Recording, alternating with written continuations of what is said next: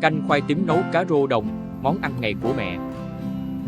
Chào mọi người, bạn đã bao giờ thử món canh khoai tím nấu với cá rô đồng chưa?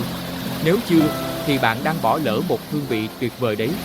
Hôm nay, tôi sẽ chia sẻ với các bạn công thức này, một món ăn không chỉ mang lại vị ngọt tự nhiên từ cá và sự bùi bở của khoai tím, mà còn chứa đựng tình yêu thương của mẹ. Hãy tưởng tượng bạn đang trở về nhà sau một ngày làm việc mệt mỏi, và mùi thơm ngọt ngào từ nồi canh khoai tím của mẹ lan tỏa khắp căn bếp. Ngon khó cưỡng lại. Chuẩn bị nguyên liệu: 2 con cá rô đồng đã làm khoảng 400g, rửa sạch bằng nước muối loãng và chanh để ráo. Luộc chín cá, vớt cá ra để nguội, gỡ thịt cá bỏ xương, nước luộc cá lược qua rây dùng để nấu canh. 300g khoai tím, gọt vỏ, rửa sạch để ráo. Sau đó một phần nạo nhuyễn, một phần đập dập. Rau ngò gai, ngò om rửa sạch cắt nhỏ, 2 củ hành tím cắt mỏng. Dầu olive, tiêu đen, muối hồng, đường nâu và gia vị khác theo khẩu vị gia đình.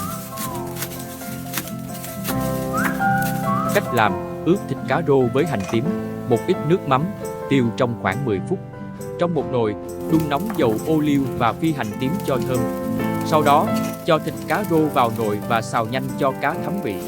Tiếp tục cho nước luộc cá vào nồi, đun sôi và cho khoai tím vào nấu khoảng 10 phút đến khi khoai mềm.